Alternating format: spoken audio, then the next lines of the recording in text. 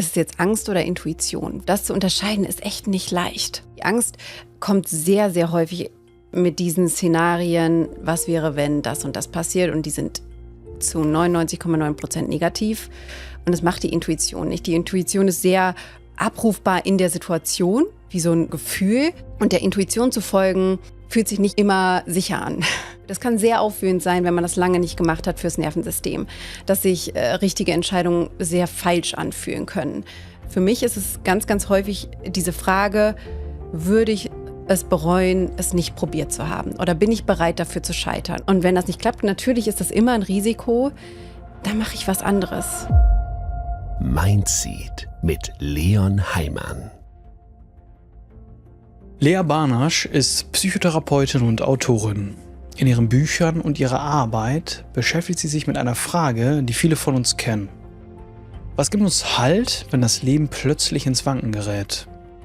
Besonders spannend finde ich, dass Lea über diese Themen nicht nur spricht, sie kennt selbst Momente, in denen sie nicht wusste, wohin die Reise geht, und Entscheidungen treffen musste, die sich alles andere als sicher angefühlt haben. Genau deshalb wollte ich mit dir sprechen, denn viele Menschen stehen irgendwann vor der Frage, ist das gerade Angst oder Intuition? Woran merke ich, dass eine Veränderung dran ist? Und wie finde ich wieder Orientierung, wenn ich mich selbst verloren habe? In dieser Folge sprechen wir über Lebenskrisen, innere Stärke, Selbstvertrauen und darüber, warum die richtigen Entscheidungen sich manchmal erst einmal falsch anfühlen. Außerdem geht es um die Frage, wie wir lernen können, unserer eigenen Stimme wieder mehr zu vertrauen. Und wenn dich Folgen wie diese inspirieren, dann würde ich dich bitten, abonniere doch gerne einmal den Kanal, denn damit unterstützt du uns tatkräftig und wir können sicherstellen, dass wir weiterhin so tolle Gäste wie Lea Barnasch hier in den Podcast holen können. Danke für deine Unterstützung und jetzt viele spannende Erkenntnisse bei dieser Podcast-Folge mit Lea Barnasch. Lea, du schreibst ja viele Bücher. Dein letztes Buch ist das Buch Was dich hält. 33 Essays über Wandel, Vertrauen und innere Stärke. Warum hast du dieses Buch und die anderen Bücher geschrieben? Also dieses Buch, Was dich hält, habe ich geschrieben, weil ich gemerkt habe, dass viele Menschen so ein Verlangen danach haben, sich selber zu helfen und zu wissen, okay, was kann ich denn tun, wenn ich das Gefühl habe, den Halt zu verlieren, oder wie kann ich mir überhaupt diesen Halt geben? Also was bedeutet das überhaupt? Deswegen war auch diese Idee, ich greife ja in dem Buch ganz, ganz viele verschiedene Themen auf. Also das erste Essay ist auch das erste Essay, was entstanden ist, was ich geschrieben habe. Und daraus hat sich so diese Idee entwickelt, dass wir ganz häufig in die Therapie gehen mit verschiedenen Themen. Und dass wir, ich glaube, dass die Chance besteht, dass man sich in jedem Text in diesem Buch wiederfinden kann. Vielleicht nicht 1:1, aber meine Idee war so ein bisschen, dass ich jedes Essay, jeder Text auf das Leben wie so eine Schablone anpassen kann. Also dass jeder vielleicht so einen kleinen Impuls für sich mitnehmen kann. Und manchmal ist es ja wirklich nur so ein Impuls, den man auch in der Therapie braucht, um zu sagen, okay, hey, okay, das brauche ich gerade und das setze ich jetzt irgendwie um und das hat irgendwas in mir verändert. Und genau, das davor, das Buch, das war wirklich so sehr spezifisch auf soziale Ängste bezogen oder auf Angstzustände. Wie können wir damit umgehen? Also was hilft tatsächlich? Und ich glaube, das ist immer meine Motivation in den Büchern, konkrete Tipps zu geben, und nicht erst am Ende, sondern wirklich schnell da reinzugehen und zu sagen, okay, hey, das kann helfen. Du hast gesagt, das neueste Buch hast du jetzt geschrieben, um sozusagen auch Orientierung zu geben, wann im Leben oder was gibt uns Halt im Leben, auch wenn wir mal Halt verlieren. Mhm. Was bedeutet Halt im Leben für dich? Ich glaube, wenn ich es kurz umdrehe, ist es ja so ein bisschen so die Frage, okay, wann haben wir das Gefühl, Halt zu verlieren? Und das ist ja häufig dieser Moment, viele beschreiben das wie wenn der Boden unter den Füßen weggezogen wird. Oder wenn auf einmal eine Umbruchssituation im Leben passiert, wo man so ein bisschen die Zukunft nicht mehr greifen kann. Also ganz häufig gibt uns ja Halt, dass wir ungefähr ein Gefühl dafür haben, wie die Zukunft aussieht. Also das ist ja das Gefühl von Sicherheit, dass man so das Gefühl hat, okay, vielleicht in der Partnerschaft oder mit der Wohnung oder mit dem Job, mit Urlaubsplanung, so sieht das nächste Jahr oder die nächsten Monate aus. Also wir schaffen halt ja ganz viel durch eine Zukunftsprojektion und natürlich auch durch Dinge im Alltag. Und wenn irgendwas dazwischen funkt, das kann natürlich etwas Körperliches sein, das kann eine mentale Herausforderung sein, das kann aber auch eine Umbruchssituation im Außen sein, dann kann es passieren, und das ist meistens erst dann der Fall, wenn mehrere Säulen wegbrechen zum Beispiel, oder wenn man wirklich merkt, okay, es kommen mehrere Faktoren hinzu. Also beispielsweise, man verliert ja nicht unbedingt direkt den Halt, wenn man mal krank ist. Wenn man merkt, okay, stimmt, ich habe Menschen um mich herum, die sich kümmern. Ich habe einen verständnisvollen Arbeitgeber, der sagt, okay, ist alles gut, nimm dich mal raus. Und ich glaube, das ist wichtig, das natürlich sehr individuell für sich zu definieren und zu sagen, das gibt mir Halt. Das frage ich dann in der Therapie beispielsweise auch ganz konkret. Oder es halt umzudrehen und zu sagen, okay, das war der Moment, wo ich den Halt verloren habe. Und das ist für viele Menschen sehr individuell, aber häufig eine Aneinanderreihung von so Mikromomenten, wo man das Gefühl hatte, okay, da habe ich eigentlich schon vielleicht auch ein Bauchgefühl ignoriert oder irgendwas, was war da, ein Bedürfnis wurde ignoriert. Und dann gibt es vielleicht manchmal so eine Situation, wo man merkt, oh, jetzt habe ich irgendwie das Gefühl, den Halt zu verlieren oder ich brauche wieder Halt. Mhm. Ich habe darüber auch viel nachgedacht in letzter Zeit. Also, was gibt mir Halt im Leben? Was will ich im Leben? Wie schaut die Zukunft aus? Und so weiter und so fort. Und da habe ich auch mit Freunden darüber gesprochen. Und ich weiß nicht mehr, wer das war, aber ich glaube, eine Freundin von mir hat mir dieses Bild gezeichnet von einem Kompass, ne, den man im Leben hat und der einem so eine Richtung zeigt. Und kennst du diesen Kompass von Jack Sparrow? Von, wie heißt der Film nochmal? Fluch der Karibik. Fluch der Karibik. Und sein Kompass zeigt immer dahin, was er gerade am meisten will. Und das Bild fand ich mega cool. Also, und ich glaube, das ist vielleicht dann auch das, was du gerade beschrieben hast, das mit dem Halt. Ne? Wenn man so ein Ziel hat, da will ich hin. Und mein Kompass zeigt dann sozusagen auch gleichzeitig in diese Richtung.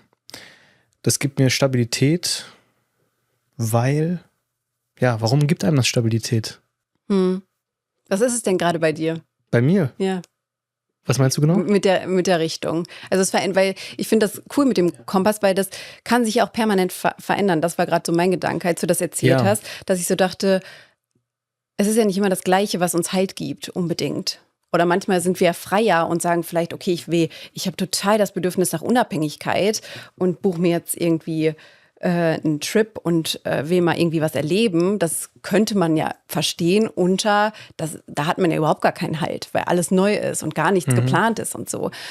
Muss es ja nicht unbedingt sein, wenn man so merkt, okay, innerlich habe ich aber gerade das Bedürfnis oder das zeigt mir mein Kompass gerade an, dass das die nächste Wachstumsstufe ist. Weil man könnte jetzt auch sagen, Halt ist immer so eine starre Struktur von, ich mache eigentlich immer alles gleich, und das verwechseln manchmal Menschen, dass sie sagen, okay, das ist das Sicherste, was ich machen kann. Das würde aber untergraben, dass wir weiter wachsen. Und das war jetzt irgendwie gerade so der Gedanke, den ich bei dir hatte, bei dem, was du erzählt hast. Endlich ist es soweit. Ich gehe mit Mindseed auf Live-Podcast-Tour. Dieses Jahr wage ich den Schritt aus dem gewohnten Studio direkt zu euch auf die Bühne. Ich freue mich riesig drauf, dieses Herzensprojekt gemeinsam mit wunderbaren Gästen wie Dr. Jan-Uwe Rogge, Verena König, Dr. Britta Papay und Lutz Ulrich Besser live zu moderieren. Ihr werdet als Community fester Bestandteil der Show. Ihr könnt euch aktiv am Gespräch beteiligen und wenn ihr mögt, sogar selbst zu uns auf die Bühne kommen. Euch erwartet also kein klassischer Frontalauftritt, sondern ein gemeinsames Erlebnis auf Augenhöhe mit Raum für echten Austausch, auch über die Show hinaus. Ich kann es kaum erwarten, euch persönlich in Berlin, Hamburg, Stuttgart und Düsseldorf zu sehen. Ihr sichert euch eure Plätze. Den Link zu den günstigsten Tickets findet ihr direkt in den Shownotes oder auf meinen Social-Media-Kanälen. Ich freue mich auf euch. Als du das gesagt hast, dass die Zukunft uns Halt gibt, habe ich das auch gerade hinterfragt gehabt, weil ich dachte mir, stimmt das so oder ist das sehr individuell? Und dann habe ich darüber nachgedacht im Studium. Da war klar, okay, da kommt ein Semester nach dem anderen. Dann wird wahrscheinlich noch der Master gemacht nach dem Bachelor. Und da war es irgendwie sehr vorhersehbar, was die nächsten Jahre bei mir passieren wird, wahrscheinlich. Und das hat mir tatsächlich eine sehr gute Stabilität gegeben, würde ich sagen. Aber gleichzeitig war man auch ein bisschen in so einer starren Struktur und dachte sich so, ist es das jetzt? Die Gedanken kenne ich auch, okay? Aber die Stabilität habe ich schon gespürt. So.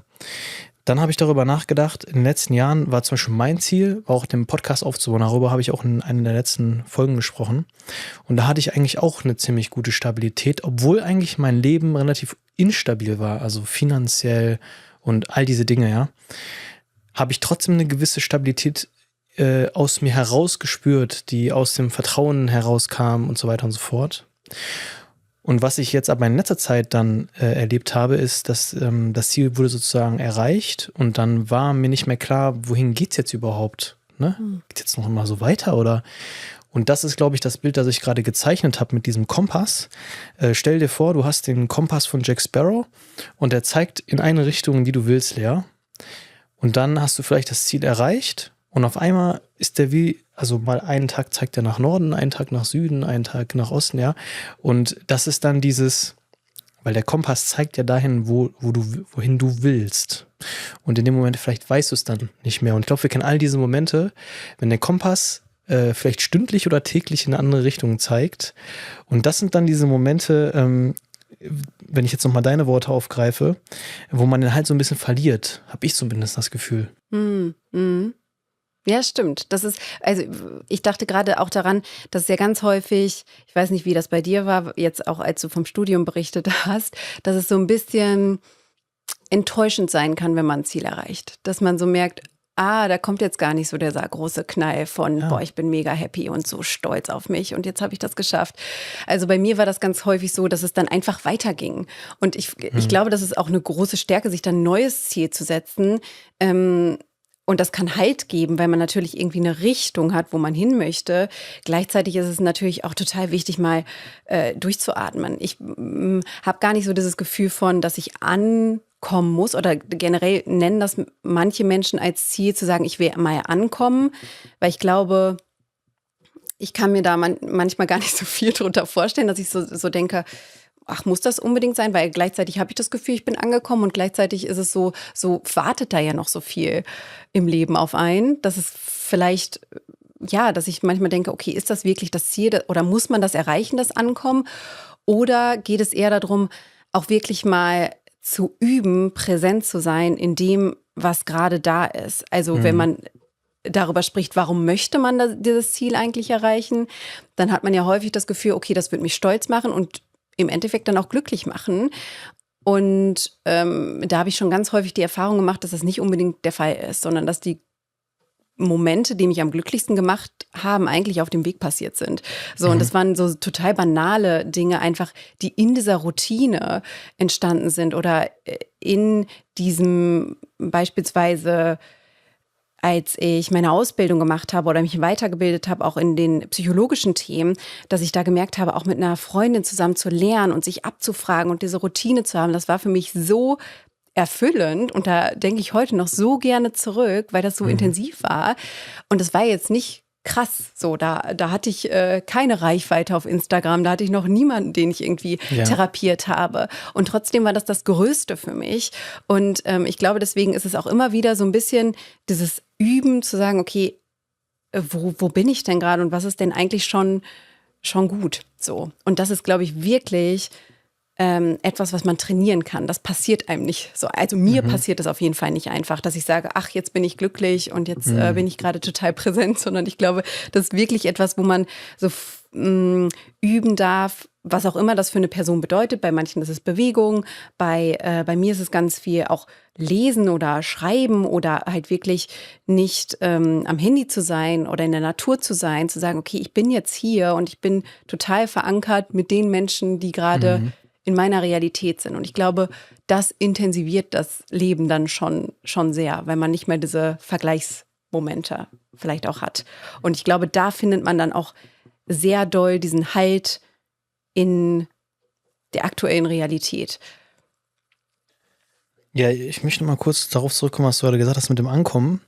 Ich kann mich erinnern, meine Ex-Freundin, kennst du das? Man hat so eine längere Beziehung und so ein paar Sätze bleiben dir im Kopf, komischerweise. Und manchmal sind es noch nicht mal so, also wahrscheinlich wird sie sich gar nicht mehr so richtig daran erinnern, aber ich denke immer noch daran. Und das war wirklich tatsächlich der Satz. Also da war auch so eine Dynamik in der Beziehung. Ich war ich war da gerade im Studium und ich habe auch immer so diesen Gedanken, wir müssen ein bisschen weiterkommen im Leben, wir wollen weiterkommen. Und sie war sehr so im Moment, ne? Und sie hat im Supermarkt gearbeitet und war nicht so ganz happy mit dem Job, aber war so, ach, ich mache den ja schon und das ist okay so. Und dann hab ich auch immer gesagt, hey, wenn du dich nicht 100% gut damit fühlst, kannst du was anderes machen. So, du kannst dich weiterbilden, du kannst irgendwie eine Leitungsposition einnehmen oder was auch immer. Und da habe ich auch gesagt, ja, also ich möchte mich in meinem Leben schon stetig weiterentwickeln. Und dann hat sie gesagt, ja, Leon, aber willst du nicht auch irgendwann mal ankommen? Und dieser Satz ist mir so im Kopf geblieben. Und ja, darüber habe ich jetzt gerade auch nachgedacht, wo du es gesagt hast. Ich glaube, man kommt ja nie wirklich an. Also das Leben ist so ein stetiger Weg, den man geht. Aber das ist eher ein Gefühl, das man hat. Also ich glaube, du kannst auch dein Ding machen und weiterkommen im Leben und trotzdem irgendwie innerlich angekommen sein. Mhm.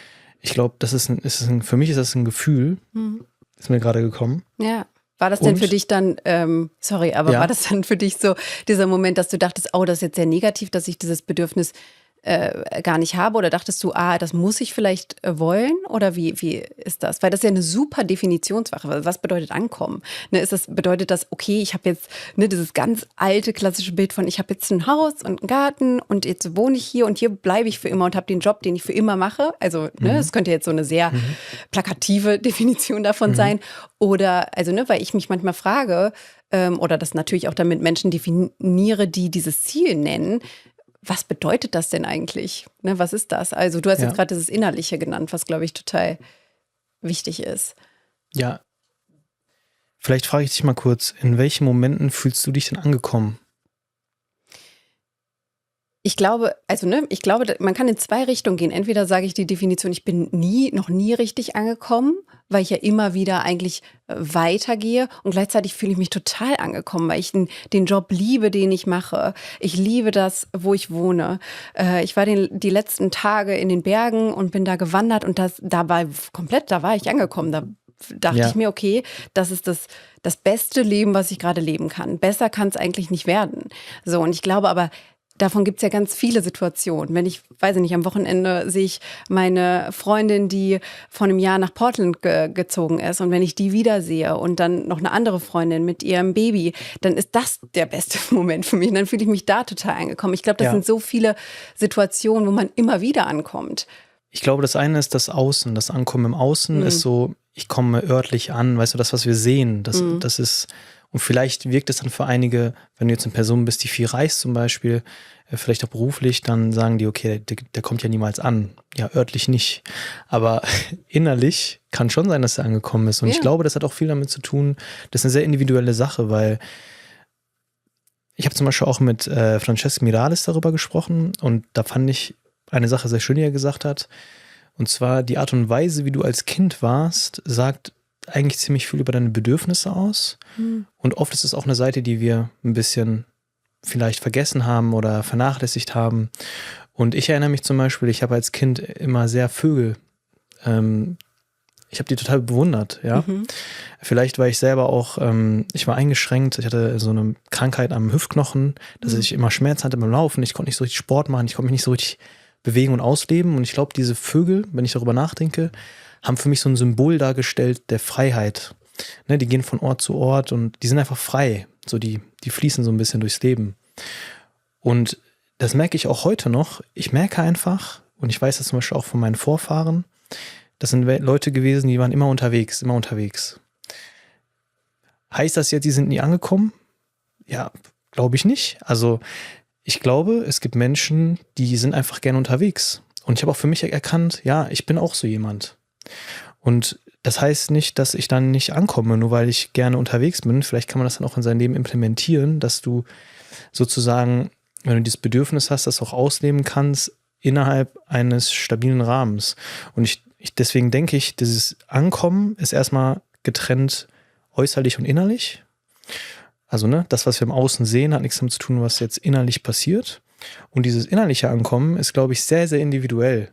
Und also für dich heißt das vielleicht was ganz anderes auch als für mich, aber das Gefühl ist dasselbe. Ja, absolut. Ich glaube, das ist manchmal auch so ein Zurückkehren, weil manche beschreiben ja auch zum Beispiel in einer Beziehung, ich habe mich verloren.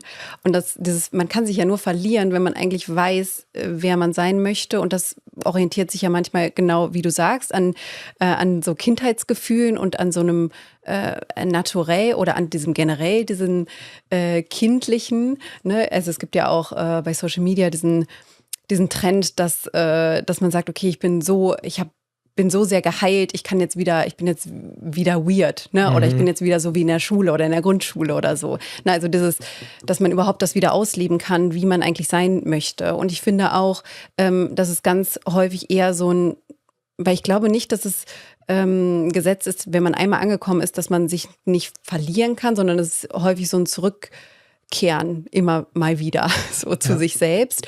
Und dass es aber auch die Erlaubnis ist, sich immer wieder verändern zu dürfen oder seine Meinung verändern zu dürfen oder ja, übers Leben oder was man möchte. Ne, weil sonst hat dieses Ankommen ja, wie gesagt, so was sehr Starres von, das bleibt jetzt so. Und ich glaube, das ist es nicht, weil das würde dann ja so ein bisschen in Konkurrenz mit dem Wachstum stehen. Und ja, deswegen. Also ich komme nochmal zurück auf die Folge mit Francesc Miralles, weil ich feiere dieses Konzept übrigens auch, Ikigai. Ich weiß nicht, ob du dich schon mal damit so beschäftigt hast. Da gibt es ja so verschiedene, also das Konzept besteht ja aus 4 verschiedenen Kreisen, die sich ineinander überschneiden. Und das eine ist, was du liebst, dann was die Welt braucht, was du gut kannst und wofür du auch Geld verdienen kannst. Und in der Mitte ist das Ikigai sozusagen, das ist deine Mitte sozusagen. Und er hat es selbst auch gesagt und ich kann das unterschreiben. Das ist, wie du gesagt hast, nicht starr, sondern das ist kann sich immer wieder verändern. So deine Lebensumstände verändern sich. Ich denke auch deine Interessen verändern sich. Und das ist immer in Bewegung. Und da dürfen wir, glaube ich, immer wieder so ein bisschen neu justieren und wieder neu den Halt finden. Ne? Ja. Aus seinem eigenen Leben, Lea, weil du hast ja all diese Dinge geschrieben, ich denke mal nicht einfach so, sondern auch aus der eigenen Erfahrung. Was war denn ein Moment, wo du wirklich gemerkt hast, okay, jetzt verliere ich gerade den Halt und wie hast du dann wieder dahin gefunden? Also eine Situation, die mir da in den Kopf kommt, die auch eine große Motivation für diese beiden Bücher war die Situation einerseits nach dem Studium. Ich habe Medien- und Kommunikationsmanagement studiert und habe mich auf Medienpsychologie spezialisiert. Der Moment, wo ich realisiert habe nach dem Studium, ich will in diesem Job nicht arbeiten. Und dann diese Phase von komplett sich verloren fühlen, was mache ich jetzt? Und einerseits war da aber immer der Wunsch, das zu tun, was ich heute tue. Ich hatte nach dem Abi angefangen, Psychologie zu studieren. Das habe ich dann abgebrochen, weil ich gereist bin und das nicht hinbekommen habe und auch gearbeitet habe im Ausland. Und dass ich dann gemerkt habe, kann ich jetzt noch mal von vorne anfangen? Und dann habe ich es einfach gemacht. Und dann habe ich mich da weitergebildet, habe auch in einer psychosomatischen Klinik gearbeitet. Und dann gab es noch mal so einen Moment, da hat der Chefarzt zu mir gesagt, Frau Banasch, Sie studieren jetzt Medizin und dann kommen Sie hierhin zurück und dann machen Sie hier Ihren Facharzt. Und dann habe ich so gemerkt und der hatte dann auch irgendwie so, der hat mich dann in dem Moment auch so an meinen Vater erinnert. Also wie so eine Vaterfigur war er, also auch in dem gleichen Alter. Und ich habe so richtig gemerkt, nee, das ist es nicht. Irgendwie, ich will mich selbstständig machen. Ich muss jetzt ich will auch da wieder rausbrechen und was anderes machen. Und und gleichzeitig hatte ich aber das Gefühl, kann ich das? Also, ich glaube, das ist das, was viele beschreiben, wenn sie mutig genug sind, das zu tun, was sie gerne tun möchten, dass man so denkt, warum denn ich? Also warum sollte das denn jetzt klappen? Und da habe ich so gemerkt, ohne wirklich einen Plan zu haben, es war mitten in der Pandemie oder zu Beginn der Pandemie. Ich hatte schon irgendwie ein Jahr nur mit FFP2-Maske in der Klinik gearbeitet. Und diese Idee, sich jetzt da selbstständig zu machen, eine Praxis anzumieten, das fühlte sich so, weiß ich nicht, aber irgendwas in mir hat gesagt, okay, ich mache das jetzt. Und trotzdem war das so eine Zerrissenheit in mir, dass ich wirklich das Gefühl hatte, okay, ich weiß gerade gar nicht, was mich hält. So, und das war auch die Motivation, das Buch zu schreiben, weil das immer ein Komplex ist aus ganz, ganz vielen Themen. Und da war für mich einfach so klar, dass ich dieser Stimme vertrauen muss, weil beispielsweise bei mir auch Angst und Panik ganz, ganz doll dann auftreten, wenn ich diese Stimme ignoriere. Also ich kann davon ausgehen, wenn ich eine Panikattacke bekomme, dann ist irgendwas, was ich ignoriere, irgendein Bedürfnis oder irgendwas, was ich, das hatte ich auch schon mal in einer Beziehung, dass ich gemerkt habe, okay, hey, die Person tut mir nicht gut, ne? Und das habe ich aber so lange weggeschoben. Und seitdem vertraue ich da total drauf. Deswegen ist mein Ansatz ja auch immer, dass man bei Angststörungen und Panikattacken echt schauen darf, wann ist das passiert, was steckt da Gutes hinter. Aber ja, das waren auf jeden Fall so einige Situationen, die ich jetzt genannt habe, wo ich echt den Halt verloren habe. Und da bin ich echt stundenlang durch den Wald spaziert. Meine Eltern haben mir da auch total viel Halt gegeben und Freunde sowieso. Und das hat mir total geholfen. Da habe ich dann den Halt wiedergefunden, wirklich Step by Step mit kleinen Schritten. Aber ja, das war irgendwie echt Arbeit so und hat mich natürlich irgendwie dahin geführt, wo ich jetzt bin und zu diesem Gefühl von, ich darf das machen und Menschen helfen, die sich vielleicht in einer ähnlichen Situation gerade befinden. Du hattest also das Gefühl davor, dass du das nicht darfst, dass du das nicht machen darfst. Also du hast ja auch davon gesprochen, dass dich gewisse innere Stimmen irgendwie versucht haben, so ein bisschen aufzuhalten. Ne, ich glaube, das kennen ja viele. Ja.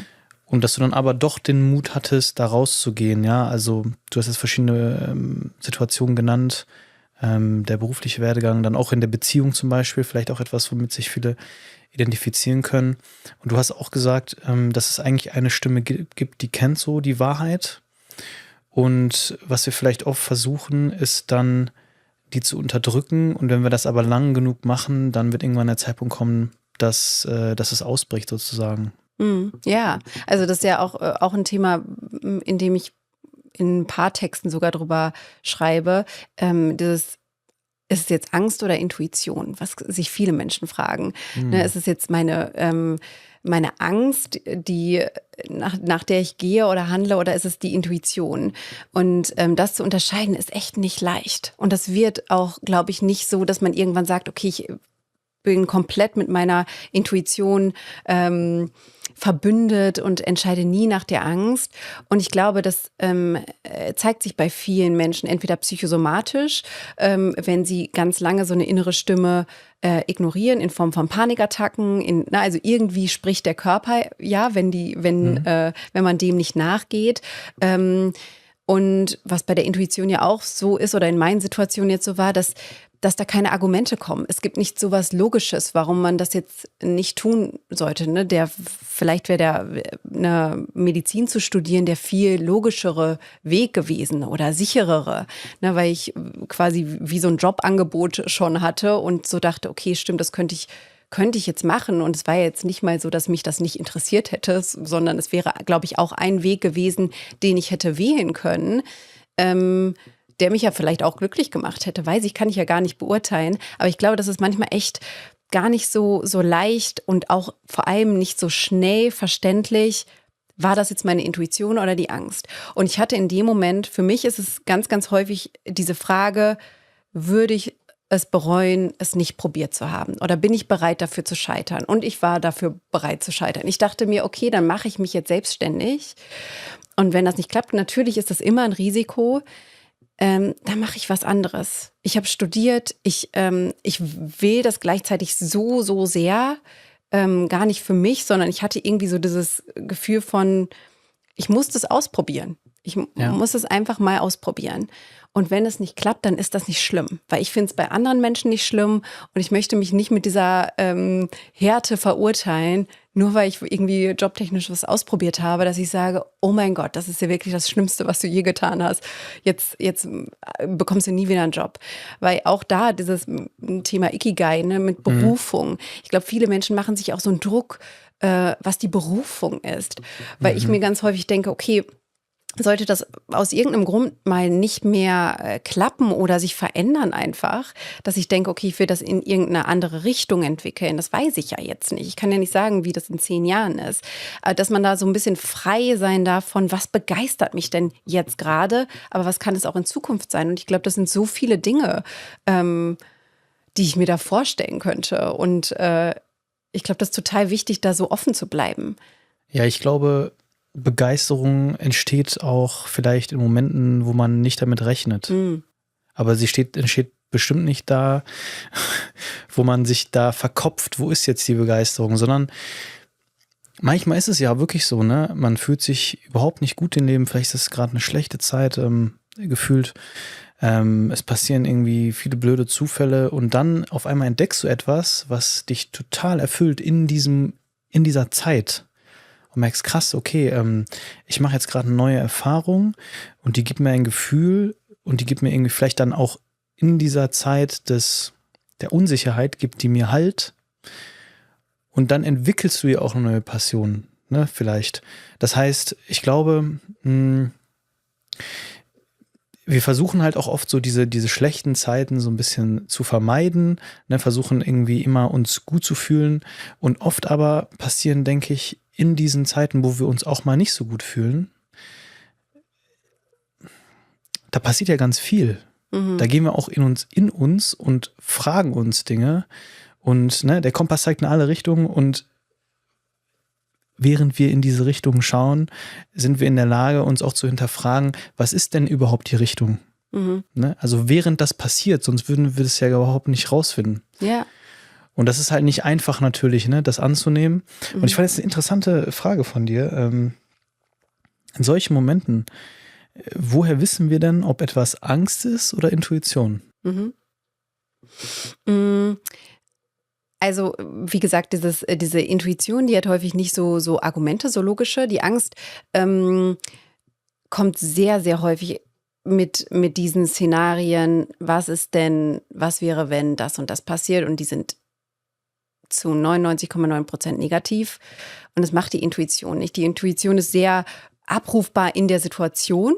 Also es ist halt wirklich wie so ein Gefühl, und ich glaube manchmal auch gar nicht so, dass man das so ganz klar unterscheiden muss, weil wenn man ein intuitives Gefühl hat, bedeutet das ja häufig auch, dass man trotzdem Angst hat. Also bei mir war es immer so.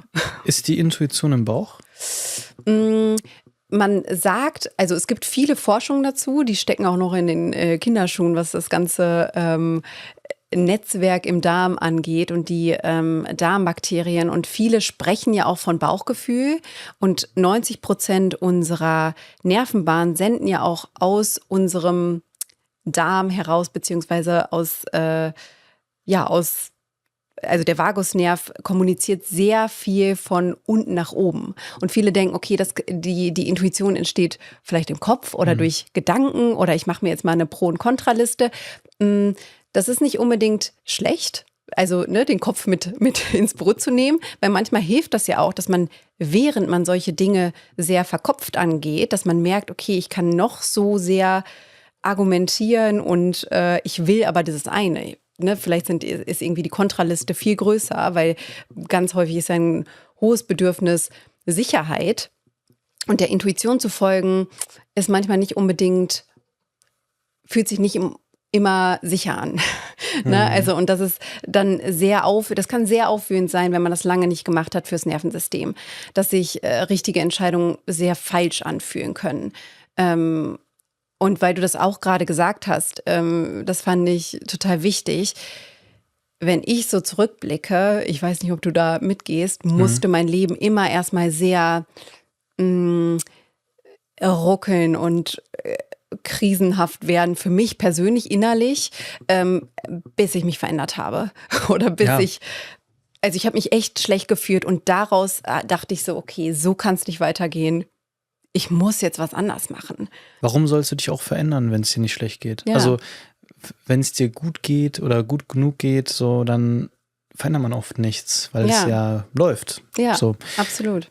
genau, Ja, großer Schmerz oder große Ziele, gibt es ja den Spruch.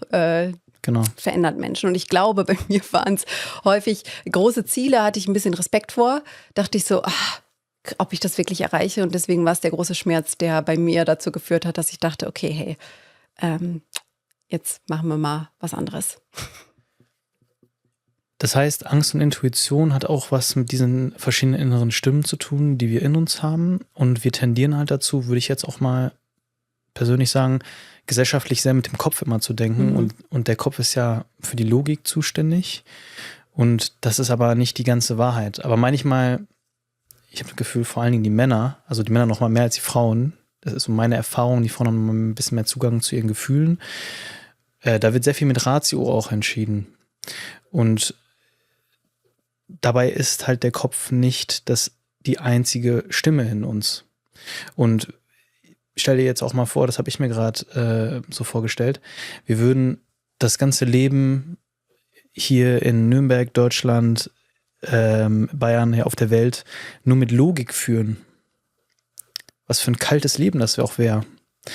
Oder wenn du in einen Raum kommst, kennst du das, wenn du in so eine Boutique kommst und du denkst dir so, eigentlich, so wie das hier aufgebaut hat, macht gar keinen Sinn, hat gar keine Logik, aber ich fühl's, weil es kommt irgendwie aus dem Herzen. Da hat jemand irgendwie auf sein Bauchgefühl gehört. Das hat vielleicht jetzt nicht Sinn gemacht, das Design so und so zu machen, aber ey, voll der Vibe. So, weißt du, was ich meine? Ja. Und das ist für mich so ein Bild von, ja, klar, Logik, ne, ist wichtig, um diesen Raum der Boutique zu mieten und so weiter, um das mit dem Vermieter alles zu klären. Aber dann, wenn es um so kreative Sachen geht, und das Leben hat auch viel mit Kreativität aus meiner Sicht zu tun, ich glaube, du erhöhst die Wahrscheinlichkeit, ein lebenszufriedenes Leben zu führen, wenn du Zugang zu den verschiedenen Stimmen hast. Und diese werden dir unterschiedliche Sachen sagen und die so ein bisschen in Einklang zu bringen. Ich glaube, das ist die Kunst. Ja, absolut. Und ich glaube, man kann ja solche Stimmen auch bewusst installieren. Ne? Also es gibt ja den Ansatz des inneren Teams. Ne? Also dass man so ein bisschen sagt, okay, weil häufig benennen wir ja, okay, ich habe die Angststimme, ich habe den inneren Kritiker und die haben ja auch alle einen Grund, warum die da sind. Also der innere Kritiker, also so einen inneren Antreiber haben wir ja alle, der uns ja auch weit bringt oder häufig auch dazu führt, dass wir vielleicht einen guten Job machen. Also ich glaube nicht, dass das Ziel ist, so einen inneren Kritiker loszuwerden. Mal abgesehen davon, dass das, glaube ich, nicht möglich ist, sollte das auch nicht das Ziel sein. Und natürlich ist es nicht unbedingt das Ziel, den im Urlaub so mega stark auf der Schulter sitzen zu haben und den da irgendwie befriedigen zu können, sondern dem da vielleicht auch zu sagen, okay, hey, jetzt sind hier vielleicht mal andere innere Anteile, wie zum Beispiel Kreativität oder so ein kreativer Anteil, sehr stark da. Ne? Oder wirklich zum Beispiel auch Kreativität ist super wichtig für die Psyche, auch den Input zu reduzieren, also zu kreieren statt zu konsumieren. Ne? Und das zum Beispiel wirklich mal in den Fokus zu setzen. Und dann merkt man mal, wenn man so auf die Woche zurückblickt, wie viel konsumiert man denn und was kreiere ich denn ganz bewusst, vielleicht auch ohne Sinn, ohne dass es jetzt jemand sieht oder bewerten muss, für mich, einfach weil es mir Spaß macht. Und das bringt einen dann, wenn wir über die Intuition sprechen, in so einen Prozess und aktiviert andere Hirnareale, wo wir wieder mehr Zugang zu uns selbst bekommen. Ne, und ein bisschen rauskommen aus diesem Logischen und Verkopften, wobei ich auch nicht finde, dass das schlecht ist. Ne? Also nicht, das kann man super nutzen.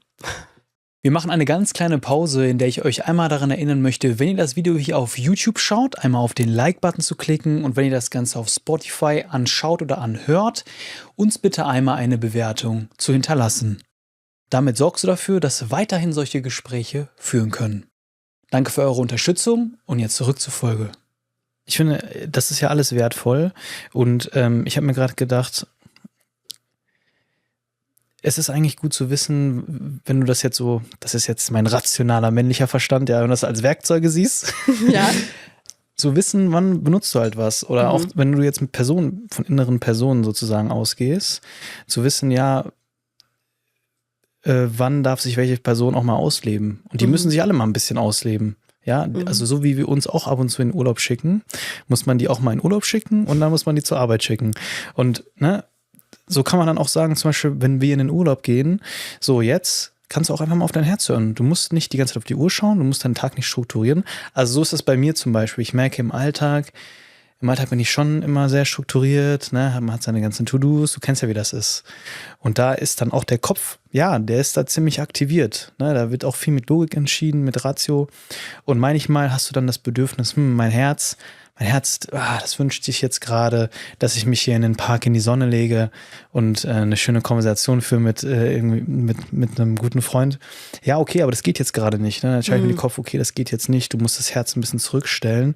Und gleichzeitig brauchst du dann, glaube ich, auch einfach mal Räume, wo du sagst, okay, jetzt weißt du was, Kopf, du gehst noch ein bisschen in Urlaub und so, dein Herz ist jetzt da und das hat jetzt mal Freiraum so. Und ich glaube, man muss diese verschiedenen Freiräume schaffen und das ist für mich auch ein ganz großer Prozess, weil ich glaube, der Kopf bei mir, der ist schon immer sehr aktiv gewesen, auch bei mir in der Familie und ich lerne jetzt eigentlich immer mehr, mir diese Freiräume zu schaffen. Das ist nicht einfach, weil wenn du dann manchmal diese Freiräume schaffst, zum Beispiel fürs Herz, dann merke ich, der Kopf, der will da immer dabei sein. Ne? Das ist so wie so ein anklammernder, bindungsängstlicher Typ.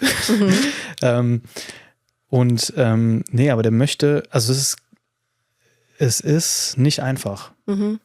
So empfinde ich das. Ja, also ne, viele haben ja auch gelernt, sich über so Leistung zu definieren oder einen guten Tag über Leistung zu definieren. Und das habe ich zum Beispiel auch, wenn man viel schafft oder routiniert ist, dann gibt es zum Beispiel eine Routine, gibt ja auch total viel Halt. Ich liebe das auch. Im Alltag bin ich auch super routiniert, aber genauso wie du sagst, im Urlaub versuche ich dann mehr in dieses Gefühl zu kommen. Zum Beispiel, das fängt ja damit an, sich mal nicht den Wecker zu stellen und zu sagen, der Körper darf jetzt entscheiden, wie viel Schlaf wir heute brauchen.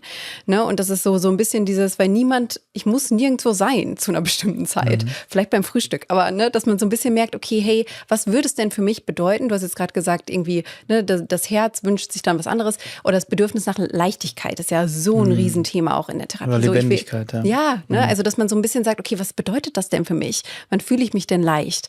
Na, also weil viele suchen dann die Antwort im Außen, aber sie können sie eigentlich nur in sich finden, wenn sie schauen, okay, was bedeutet das für mich? Wann habe ich mich denn zuletzt leicht gefühlt? Was ist denn Leichtigkeit? Wo fühle ich das denn? Na, und dass man dann merkt, okay, das darf ich schon irgendwie bewusst kreieren. Beispielsweise, wenn du sagst, okay, ich will mich jetzt in den Park legen, ich kann das jetzt gerade nicht, es ist irgendwie Dienstag und bis Freitag habe ich wahrscheinlich nicht so viel Zeit. Okay, was ist, wenn ich einem Freund später schreibe und mich verabrede fürs Wochenende? Na, und dann hat man in dem Moment, weil zum Beispiel Dopamin ist auch ein Erwartungshormon, also ne, wir bekommen auch ein Belohnungsgefühl, wenn wir schöne Dinge planen. Ne? Und ich glaube, das ist ganz, ganz wichtig, dass wir auch diesem Bedürfnis in dem Moment nachgehen können, ohne es direkt befriedigen zu können. Ja. Das erinnert mich gerade an sein Kapitel 11 im Buch, warum Extreme uns nicht glücklich machen. Weil das hat ja was damit zu tun. Ne? Also und ich persönlich sehe mich da auch leer, weil in den letzten Jahren, da habe ich wirklich so viel mit dem Kopf gedacht und wirklich so viel Raum für den Kopf gemacht und habe alles andere hinten angestellt. Und ich erkenne jetzt, dass das einfach eine sehr, sehr extreme Art war. Also ich habe mir auch zum Beispiel keinen Tag die Woche freigenommen, beispielsweise, ja. Und da würde ich jetzt gerne mal darauf zurückkommen, weil das gerade passt. In diesem Kapitel schreibst du ja darüber, warum machen uns Extreme nicht glücklich? Na, manchmal denken wir vielleicht noch kurz angefügt, dass uns jetzt eine extreme Art und Lebensweise glücklich machen wird. Ne, beispielsweise, was ja auch extrem sein könnte, ist, also was heißt extrem für mich, vielleicht muss man das erstmal definieren, heißt einfach eine Richtung, aber nur eine Richtung und nicht wirklich in verschiedene Richtungen zeigend. Könnte ja auch sein, ich reise einfach nur die ganze Zeit, ohne Richtung. Vielleicht ob das jetzt ein gutes Beispiel ist, extrem, ja, oder wie ich jetzt gesagt habe, extrem einfach nur am Arbeiten die ganze Zeit, nur eine Richtung. Oder extrem hatte ich auch mal eine Zeit, total viel Sport gemacht, 6-mal die Woche, die ganzen Kalorien gezählt und so weiter und so fort, ja. Wir machen das ja nicht einfach so. Wir machen das ja, weil wir denken, dass uns das glücklich macht und finden dann aber oft heraus, dass es nicht der Fall ist. Also warum denkst du, warum denken wir, dass uns das glücklich macht und am Ende macht es uns doch nicht glücklich? Ja, also gut beschrieben. Also es ist, glaube ich, echt ein komplexes Thema. Es ist nämlich erstmal die Frage, was ist denn überhaupt das Ziel? Ne, worauf arbeiten wir denn eigentlich hin? Ist es der perfekte Körper? Fühlen wir uns dann? Und was ist dann, wenn wir diese Perfektion, beispielsweise, wenn wir es jetzt mal auf Körper beziehen würden oder auf so eine Routiniertheit von, auch mental, haben manche Menschen das Gefühl, sie werden irgendwann so einen Zustand erreichen von mentaler Gesundheit, der einfach bleibt. Ne? Und das ist ja genauso wie beim Körper. Das merke ich manchmal an Menschen, die dann sagen, okay, jetzt ging es mir die Wochen besser, da habe ich eigentlich alle meine Routinen fallen lassen und dann merken sie auch, okay, das ist jetzt auch nicht der Weg, ne? Weil das so verknüpft war, so, das macht man, wenn es einem mental nicht gut geht, aber das ist ja bei Sport beispielsweise auch nicht so. Ne? Also da ist irgendwie ganz klar, dass wir uns weiter bewegen dürfen, wenn wir uns fit fühlen möchten oder wenn es ein Ausgleich ist für Stress. Also deswegen ist es eine totale Definitionssache, weil ich finde es auch, es gibt nun mal Phasen, finde ich, im Jahr, wo manchmal so extreme Phasen oder sehr routinierte Phasen total gut tun können. Zum Beispiel ist das bei mir häufig der Januar. Da bin ich sehr strukturiert, da schlafe ich total viel, weil ich finde auch Weihnachten und irgendwie Neujahr und im Dezember, das ist häufig irgendwie, man geht spät ins Bett und trifft viele Freunde und das ist alles irgendwie so ein bisschen wuselig. Ja, stimmt. Da merke ich dann so, im Januar ist mir total wichtig, so ein bisschen zu reflektieren, zu gucken, okay, was will ich denn dieses Jahr machen, dass ich viel schlafe, Sport mache, also dass ich so richtig in diese Routine komme, nicht zu extrem, aber das ist schon so ein Monat, wo es irgendwie ruhiger wird. Ich weiß aber auch, dass es jetzt nicht irgendwie das ganze Jahr durchzuziehen, wenn ich irgendwie, weiß ich nicht, jetzt im Sommer natürlich irgendwie ganz viel mit Freunden machen möchte oder länger draußen bin oder so. Also ich glaube, es ist totale Definitionssache und natürlich auch eine individuelle Frage, macht es die Person glücklich? Und was bei manchen Menschen passiert, wenn sie zu extrem werden, dass sie sehr, sehr ernst werden. Also das merke ich bei mir. Es fehlt die Leichtigkeit. Ich lache weniger. Also es ist ja einfach überhaupt gar kein Spaß mehr da, keine Lockerheit. Also die besten Sachen entstehen ja im Leben spontan, spontane Gespräche.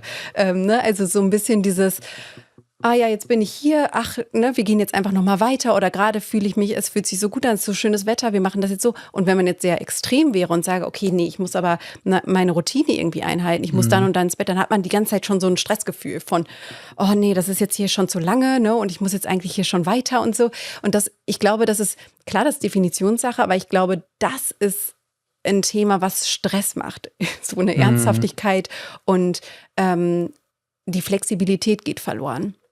Und diese Neugier auf das Leben und das, was passieren kann. Und das kann auch einfach super regulierend sein, was viele Menschen vergessen bei diesem ganzen Thema mentale Gesundheit, Nervensystemregulation. Da kommt auf einmal so, ich muss meditieren, ich muss atmen, ich muss das machen, dann muss ich schlafen gehen. Ne? Und das hat irgendwie manchmal so eine Starre, die was rauben kann.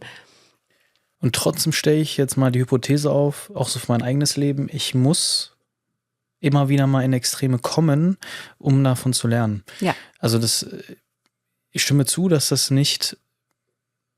ist nicht die Art und Weise zu leben, aber da mal hinzukommen und die Erfahrung zu machen, ist zumindest für mich persönlich oft notwendig, um dann die Balance zu finden. Weil beispielsweise kann ich mir erinnern, warum habe ich damals auch so viel Kraftsport gemacht?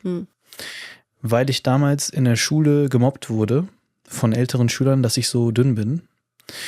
Und das hat mich so schlecht fühlen lassen, dass ich dachte, okay, mein Leben wird besser sein, wenn das weg ist. Also das war für mich so, wenn das weg ist, werde ich mich wieder gut fühlen. So, das heißt, was machst du dann?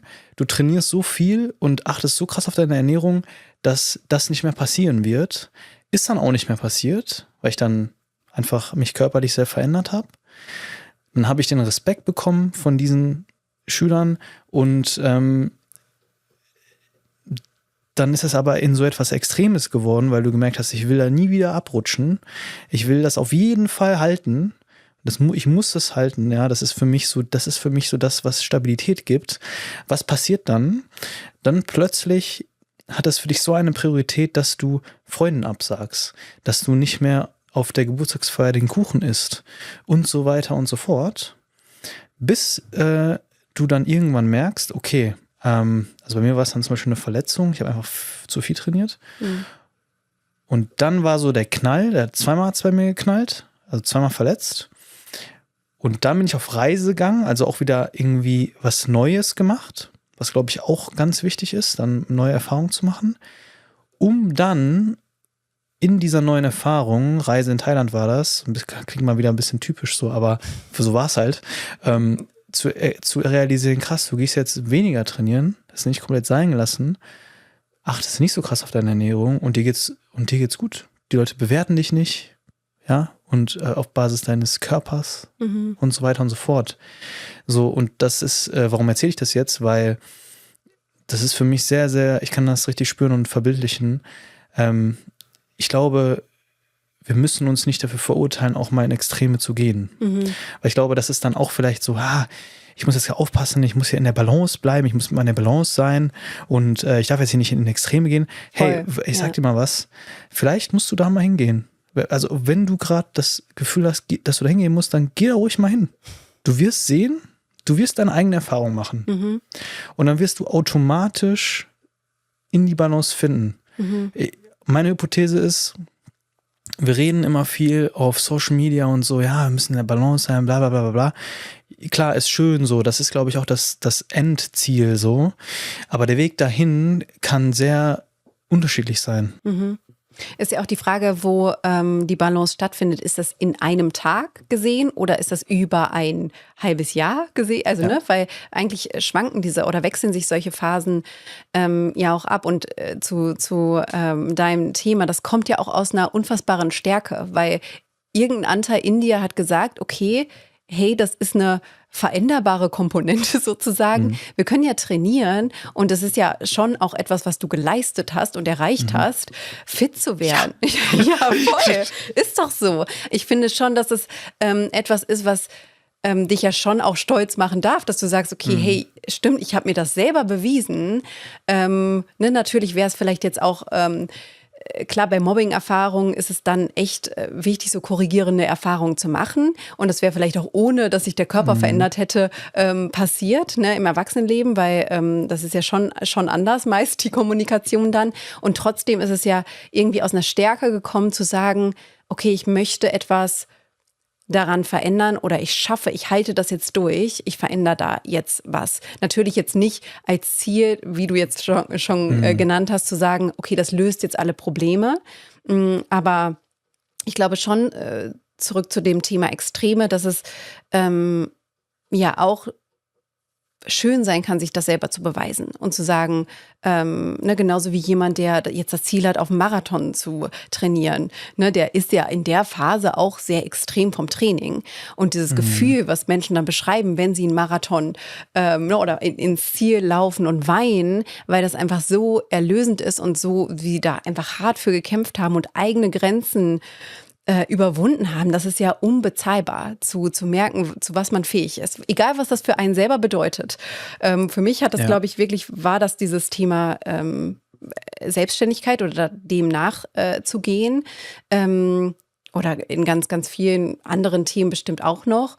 Aber ich glaube, das ist etwas, was jeder individuell für sich bestimmen kann und was vielleicht manchmal Extreme erfordert, zumindest die Erfahrung. Und da kann man schon echt viel von mitnehmen. Bei diesem Thema Extreme fällt mir auch noch so ein anderes Modell ein, das mein Coach mir mal gezeigt hat, der Thomas. Ich würde sagen, das war auch in einer sehr extremen Phase, wo ich extrem viel gearbeitet habe und gemerkt habe, okay, irgendwie ist es nicht stimmig. Ja, ich arbeite immer noch viel, aber das war auf jeden Fall bin ich da zu ihm gegangen und dann meinte er zu mir, ja Leon, wenn du jetzt dein Leben mal so in Säulen einteilen würdest, was sind die Säulen, die dein Leben halten? Ne? Dann habe ich das aufgezeichnet und dann habe ich festgestellt, dass ich sehr viel auf eine Karte setze. Und das ist oft, also ich finde, das klingt simpel, aber da ist sehr viel Wahrheit hinter, wenn du alles auf eine Karte setzt und die Säule wird dann brüchig, dann hast du ein Problem. Deswegen ist es eigentlich immer gut, wieder Thema Balance, ne? Also wie gesagt, manchmal muss man die Erfahrung machen, um zu checken, aha, okay, ist nicht gut, alles auf eine Karte zu setzen. Ich muss mich ein bisschen diversifizieren, ja. Aber also mir hat das wirklich geholfen, weil manchmal fragt man sich, manchmal ist es ja auch nicht so klar, so was führt denn zu dieser Instabilität? Weißt du, warum habe ich denn nicht so viel Halt? Und dann mal das zu visualisieren, also mir persönlich hilft das immer. Ich denke, bei dir ist das ja auch, du schreibst ja viel, ich glaube, das hat ja auch, also ich nehme jetzt mal an, das hat auch viel mit Selbstreflexion zu tun, das ist ja für dich auch ein Tool und bei mir ist auch dieses Visualisieren oft ein Tool.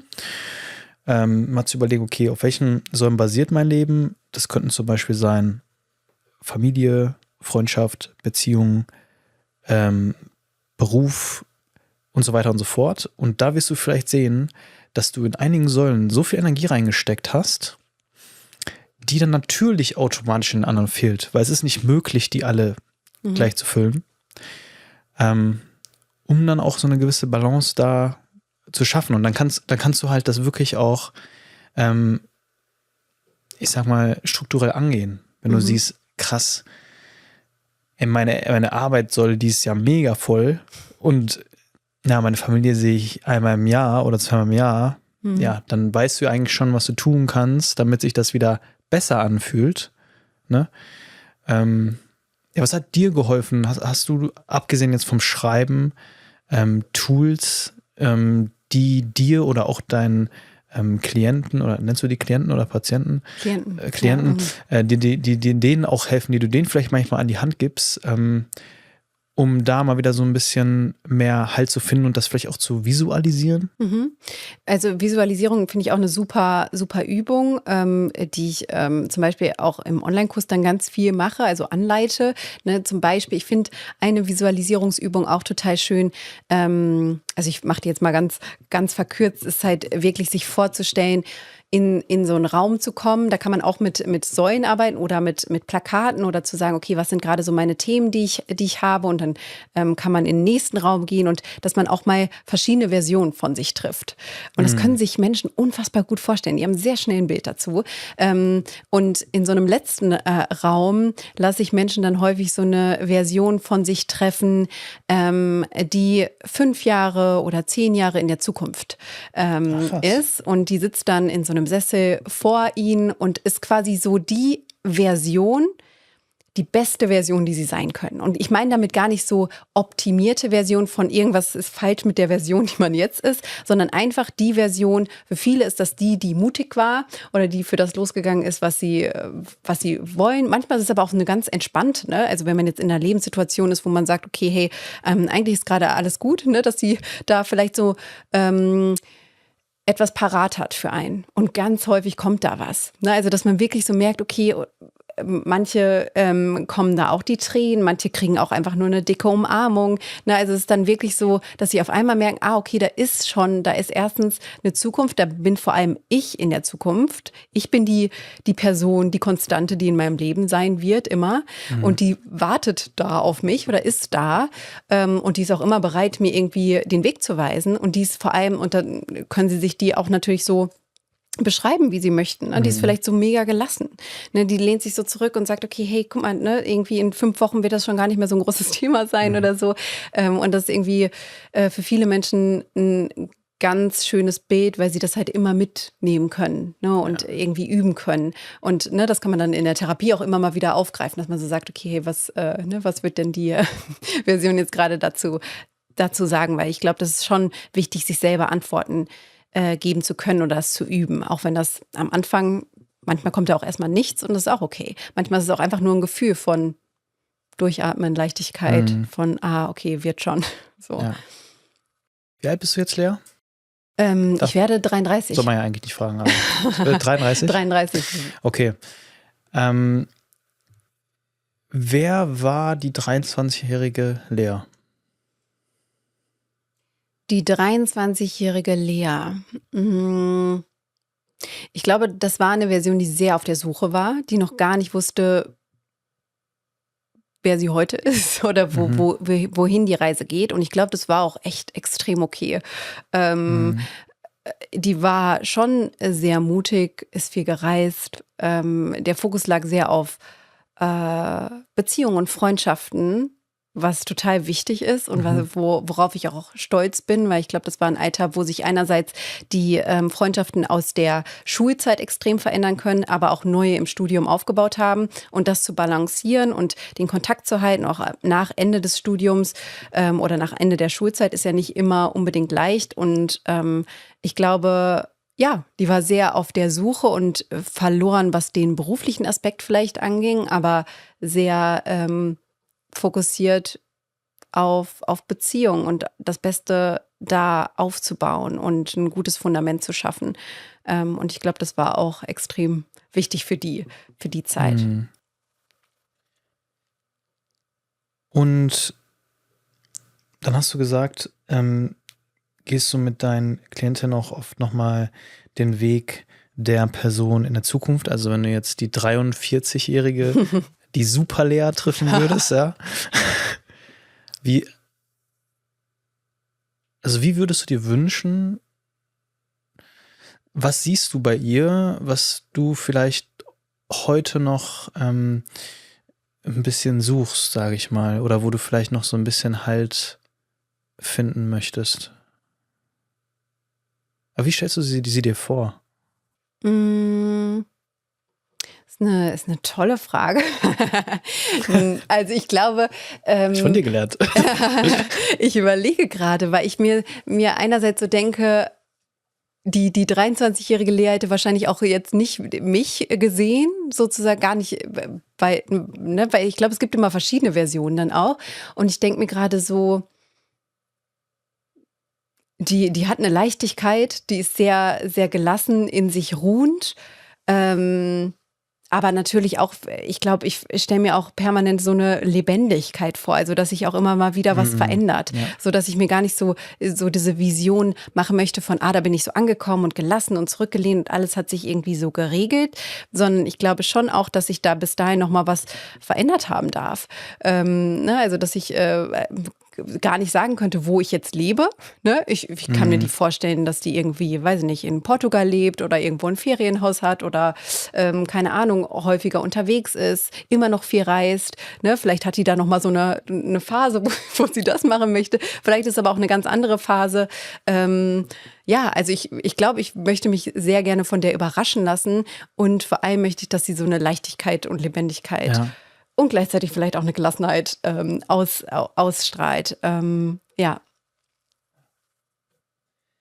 Ich habe ein sehr guter Freund von mir, der wird dieses Jahr 75 im Juni. Und man denkt ja oft so, also ich pauschalisiere das jetzt, aber ich glaube, oft wird das Alter mit so einem Ruhestand in Verbindung gebracht, vielleicht auch mit einem Stillstand, mit nahe dem Tod und so weiter. Ja, so, weißt du, was ich meine? Ja. Und was ich da total schön finde bei dem, ist genau das, was du gesagt hast. Der ist so lebendig für sein Alter. Und das finde ich so schön. Und da muss ich sagen, in meiner eigenen Familie ist es schon viel Ruhestand im Alter. Und bei ihm sehe ich das richtig. Der ist mit 75 noch on Tour. Der gibt Seminare international. So macht das einfach noch so, weil er Bock drauf hat. Ja, schön. Der hat nochmal eine neue Beziehung angefangen. Ist so verliebt. So mit 75. Und und da merke ich so richtig so krass, auch in so einem hohen Alter kann es dir richtig, richtig gut gehen. Plus, du hast die Lebenserfahrung, ne? Ich saß letztens mit seiner Freundin und ihm im Café und habt sie auch so gefragt, ist es eigentlich echt so, habt ihr das Gefühl, mit dem Alter wird man ruhiger? Und die so, ja, voll. Weil du einfach schon so viele Situationen durchgemacht hast und diese Lebenserfahrung mitbringst. Und ich glaube, ich kann mir vorstellen, das ist eine ziemlich coole Sache, wenn du im Alter lebendig bist und diese unfassbare Lebenserfahrung hast, die dir gleichzeitig noch die Ruhe gibt. Weil was ich manchmal merke, es ist krass lebendig, aber so, weißt du, die Ruhe ist noch nicht da. So. Oder verstehst du, was ich meine? Ja, und Ja. das sehe ich. Ich sehe das, was du sagst. Ja. Ja, voll. Ja, absolut. Also, dass man Veränderungen vielleicht auch positiver gegenübersteht. Also, das ist auch zum Beispiel mein Ziel, dass es nie aufhört, sich irgendwie auch ein bisschen zu verändern oder spontaner zu sein oder mal weiterhin Leute kennenzulernen. Also, ne, auch das irgendwie finde ich auch irgendwie so einen schönen Aspekt, der ja nicht unbedingt immer leicht ist, aber sich auf Gespräche einzulassen oder ja, dass Freundschaften noch mega aktiv sind. Also all diese Dinge, die vielleicht auch echt Arbeit kosten, also dass man da wirklich Zeit investieren darf. Aber ich glaube, das ist schon etwas, was wichtig ist im Ja. Alter. Ja. Ich hatte letztens Adina Markovs, ich hoffe, ich spreche es richtig aus, hier im Podcast, ich glaube, sie kennt's, ein Buch über den Minimalismus geschrieben, auch ein Bestseller, und ich fand es schön, dass sie gesagt hat, viel Kraft, wird es beschrieben, es liegt nicht immer so viel Energie in der Antwort, sondern es liegt viel Kraft im Fragen, in den Fragestellungen. Total. Und du hast ja gerade auch eine Frage gestellt und hast gesagt, dass dir das dann auch oft hilft, dir in solchen Prozessen halt Fragen zu stellen. Und bei mir ist das genauso. Was sind das für Fragen, die du dir in Momenten stellst oder die vielleicht du auch deinen Patientinnen stellst, die jetzt losgelöst sind von so Konzepten, ne? Mit Personen der Zukunft, aber einfache Fragen, die man sich einfach mal stellen kann, die einem helfen, sich zu reflektieren. In solchen Situationen, wo man halt das Gefühl hat, ich verliere so ein bisschen den Halt. Ne? Ja. Also da sind wir wieder so ein bisschen am Anfang, dass man erstmal definieren darf, was gibt mir denn Halt? Wann habe ich mich gehalten gefühlt? Mit welchen Menschen darf ich mich umgeben, die mich halten? Wer gibt mir, weil es ist manchmal auch da die Definition oder da spreche ich auch viel drüber, dass man das an Werte knüpfen kann. Zum Beispiel auch neugierig zu sein. Also was würde es heute beispielsweise bedeuten, neugierig zu sein, was mir Halt geben kann? Was würde es heute bedeuten, mir Halt zu geben? Also ich finde, ich bin ein großer Fan, das sehr, sehr konkret zu machen. Zu sagen, okay, hey, wann fühle ich mich denn im Alltag gehalten? Ist das irgendwie mit einer Wärmflasche auf der Couch? Ne? Oder ist das irgendwie, brauche ich eine Pause, brauche ich einen Spaziergang, brauche ich Kontakt zu meiner besten Freundin? Also, dass man wirklich das sehr, sehr konkret benennen darf, was es ist.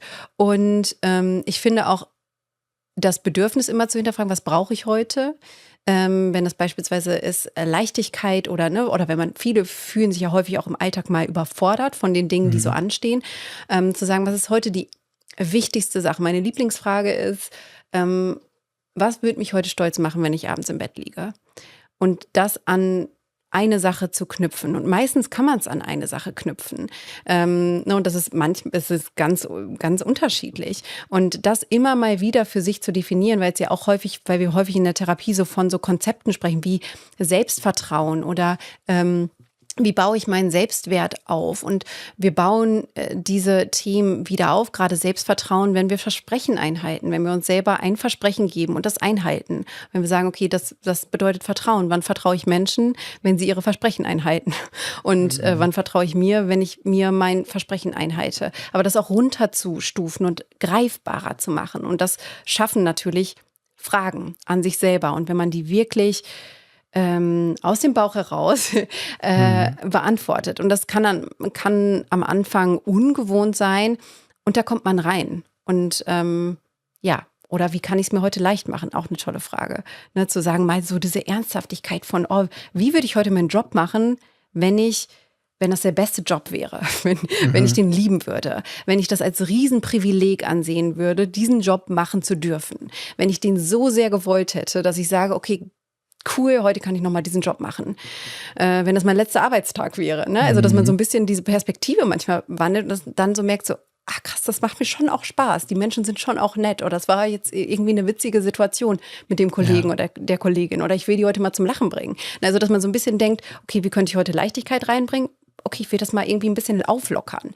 Ne? Also, dass man und das führt natürlich dazu, dass man mit einer ganz anderen Energie an diesen Tag geht oder an Dinge geht, die eben nicht zu verändern sind. Ne? Weil ganz häufig canceln wir nicht alle unsere Pläne und sagen, okay, nee, ich mache heute einfach nichts und das ist die Lösung, sondern wirklich zu entscheiden, zu sagen, okay, ich gehe das heute anders an. Das war jetzt eine sehr lange Antwort Nee, das, auf diese Frage. Was mir gerade auch noch eingefallen ist, sich Fragen zu stellen, ist super hilfreich.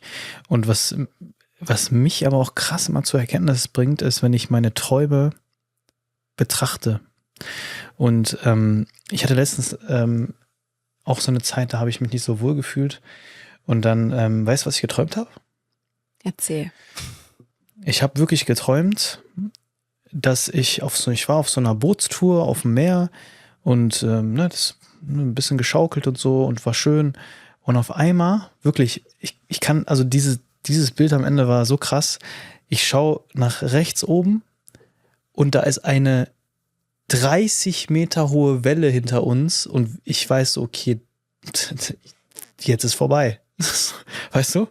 Und dann die Welle kracht ein, das Boot geht kaputt und ich bin auch irgendwie super tief in den Abgrund gerissen worden. Okay. Und aus irgendeinem Grund habe ich überlebt. Also ich habe ja letztens in der Tauchausbildung da gelernt, dass man eigentlich immer so, ich frage mich auch immer in diesen Filmen, wenn die dann so runtergerissen werden in den Abgrund, letztens so James Bond gesehen, das ist ja gar nicht möglich, dass er jetzt einfach so wieder hochschwimmt und ich wusste das im Traum irgendwie auch. Ich wusste so jetzt, eigentlich schaffst du es nicht, aber irgendwie konnte ich einfach hochschwimmen und dann war ich noch am Leben. Long story short. Ich habe mir da, meine Lebenssituation jetzt gerade ist jetzt keine viel andere als vor einer Woche. Aber ich habe mir so eingebildet, dass es irgendwie so eine Krisensituation ist. Und dann hat mir mein Traum gezeigt, also dieser Traum ist ja so, es wird über dir zusammenbrechen und es wird dich in den Abgrund ziehen.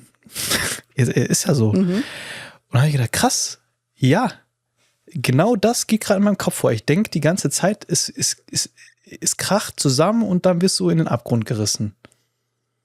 Dann dachte ich mir, und dann habe ich gerade so, wo du mir das jetzt auch gesagt hast, mit den Fragen, habe ich mir gedacht, ja, Fragen ist mega das gute Tool, aber manchmal ist auch Träume mega das gute Tool, weil es visualisiert fast schon das, was da unterbewusst schlummert. Ja, absolut. Und wozu hat das dann geführt? Also wie war das dann? Hat das intensiviert? So, als du aufgewacht bist, dass du dachtest, oh wow, ich bin am Leben? Oder wie war das? Also ich habe eine Szene ausgelassen. Okay. Das ist eine traurige Szene. Ich wollte das jetzt nicht so schwer machen, aber meine Geschwister waren auch auf dem Boot und dann habe ich die nicht mehr gefunden. Und dann habe ich die ganze Zeit, glaube ich, versucht, wieder einzuschlafen, um die zu suchen. Tatsächlich. Ja. Also, aber gut, dann habe ich immer realisiert, das ist ein Traum und dann haben wir morgens geschrieben auf WhatsApp und dann war auch alles cool. Ja. Und also ich empfinde das als Verarbeitung. Bei solchen Träumen, die sind dann zwar vielleicht schwer in dem Moment, aber dein Gehirn verarbeitet ja Dinge. Total. Mir zeigt das aber immer viel. Man träumt ja nicht immer was, aber wenn man was träumt, dann habe ich das Gefühl, ich visualisiere mein Unterbewusstsein. Kennst du das? Absolut. Also jetzt bei deinem Traum ist manchmal... Was sagt die Psychologin zu diesem Traum? Da musst du aufpassen. Mein Gedanke war gerade, dass es ja häufig auch, natürlich gibt es verrückte Träume, wo man sich so denkt, oh wow, da weiß ich jetzt gar nicht, was ich damit anfangen soll. Und das ist dann meistens einfach nur ein Verarbeitungsprozess oder manchmal integriert man ja das, was man auch kurz davor irgendwie gesehen oder gehört hat in Träumen. Und mein Gedanke war gerade bei deinem Traum irgendwie auch so eine Orientierung an Werten, was zählt denn eigentlich, ne? Oder was ist jetzt wichtig oder wenn deine Geschwister da involviert waren, ne? Das sind ja schon irgendwie Gefühle, die da hervorgerufen werden von Verlust oder irgendwie. Das stimmt. Und? Ich dachte eigentlich, die waren da, weil ich am Abend zuvor ein Reel geschnitten habe, das um Geschwister ging, aber das kann auch sein. Das kann auch sein, das hast du, also das macht eigentlich sogar noch mehr Sinn, was du sagst. Und das ist ja das Gleiche, ne? Wenn du irgendwie ein Reel hattest, wo du nochmal die Wichtigkeit irgendwie von Geschwisterbeziehungen benannt hast, dass du dann in dem Traum das auch einfach nochmal aufgegriffen hast, weil es wahrscheinlich tiefgreifend war, ne? So, wenn du davon berichtet hast. Ich muss mal zu denen in die Therapie kommen. Ja. Lea, am Ende des Podcasts stellen wir mal dieselbe Frage. Ja. Stell dir vor, wir könnten jetzt einen Satz rausschicken an die Menschen und sie würden ihn alle lesen. Welchen Satz würdest du rausschicken? Oh, das sind mehrere. Also ein Satz wäre beispielsweise, du kannst Angst haben und die Dinge trotzdem tun und mit der Angst tun. Und weil wir jetzt so viel über diese Veränderungsprozesse gesprochen haben und Halt vielleicht auch mal verlieren oder den Mut zu haben, Dinge anders anzugehen, dass dieser Zeitraum in dieser Veränderung, so holprig der manchmal auch ist, auch richtig, richtig schön sein kann. Also dieser Zwischenraum, kann extrem wuselig und anstrengend sein. Und das, was kommt, ist ganz, ganz häufig besser als das, was war. Lea, wo können die Menschen dich finden? Die Menschen können mich finden bei Instagram unter lea.banasch und auf meiner Website www.leabanasch.de. Bei TikTok bin ich auch Lea Banasch, eigentlich alles easy zu finden. Genau, und meine Bücher gibt es überall, wo es Bücher gibt, in allen Buchhandlungen. Und genau, die findet man auch am besten über meinen Namen, denke ich. Die Links zu Lea findet ihr in der Beschreibung, unter anderem auch zu ihrem neuesten Buch Was dich hält. Lea, vielen lieben Dank. Danke dir. Dass du hier warst. Vielen, vielen Dank, Leon.